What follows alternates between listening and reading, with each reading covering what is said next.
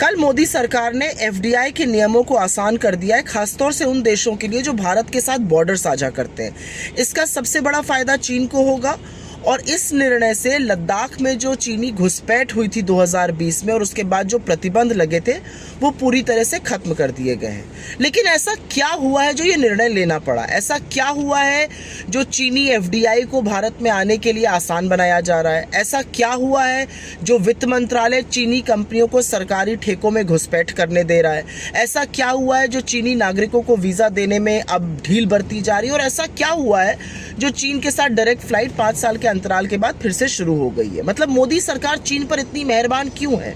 क्योंकि यथावत स्थिति अप्रैल 2020 की, जिसको स्टेटस को एंटे कहते हैं, वो तो अभी तक नहीं हुई है।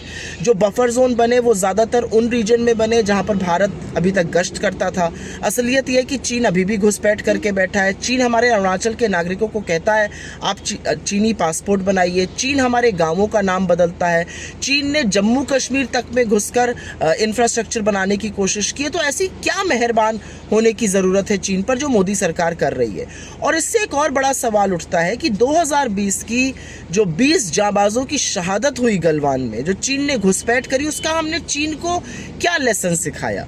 चीन से हमने ऐसा क्या बर्ताव किया कि चीन को समझ में आए कि उसने गलत किया था? असलियत तो यह है कि चीन पर हमारी निर्भरता बढ़ी है।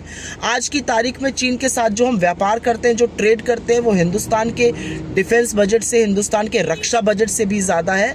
तो इससे बहुत सारे सवाल उठते हैं और उन सवालों में एक अहम सवाल यह है कि जब चीनी एफडीआई या चीनी निवेश भारत के इलेक्ट्रिकल ग्रिड से लेकर इलेक्ट्रिकल व्हीकल इंफ्रास्ट्रक्चर तक आएगा तो ये आने वाले समय में घातक सिद्ध हो सकता है। आने वाले समय में चीन इसको लेवरेज बनाकर हमारे खिलाफ इस्तेमाल कर सकता है। लेकिन मोदी जी का चीनी प्रेम के आगे सब नतमस्तक हैं और मोदी जी का जो चीनी प्रेम है वो किसी के समझाए समझ में नहीं आता है। लेकिन इसकी कीमत इस देश के जाबाजों को अपनी शहादत से और इस देश को अपनी स्ट्रेटेजिक सिक्योरिटी से चुकानी पड़ रही है।